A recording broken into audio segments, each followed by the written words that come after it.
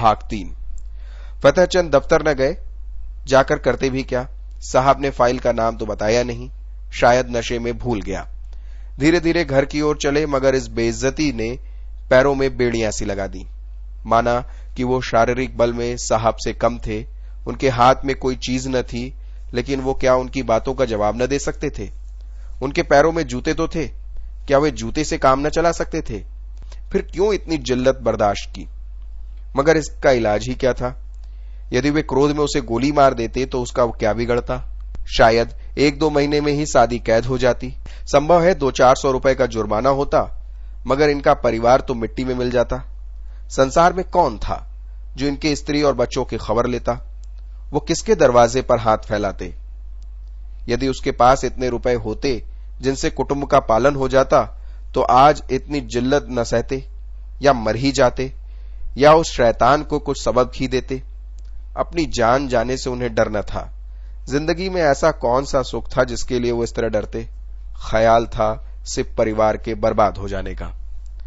आज फतेहचंद को अपनी शारीरिक कमजोरी पर इतना दुख हुआ जितना कभी न हुआ। मगर उन्होंने शुरू से ही तंदुरुस्ती का ख्याल रखा होता, कुछ कसरत करते रहते, लकड़ी चलाना जानते, तो क्या इस शैतान की इतनी हिम्मत होती कि वो उनका कान पकड़ता। पेज 210। उसकी आंखें निकाल लेते, मगर कम से कम इन्हें घर से एक छुरी लेकर चलना था, और न होता तो 2-4 हाथ ही जमाते। पीछे देखा जाता जेल होता या क्या होता, या जो कुछ भी होता। वे जो आगे बढ़ते त्यों त्यों उनकी तबीयत अपनी कायरता और बोधेपन पर और भी झल्ला जाती। अगर वो उस उचक को 2-4 थप्पड़ लगा देते तो क्या होता। यही न कि साहब के खानमासे और बैरे उन पर पिल पड़ते और मारते मारते बेदम कर देते। बाल बच्चों के सिर पर जो कुछ पड़ती। साहब को इतना तो मालूम हो जाता कि किसी गरीब बेगुनाह को जलील करना आसान नहीं है। आखिर आज मैं मर जाऊं तो क्या है, कौन है मेरे बच्चों का पालन करेगा।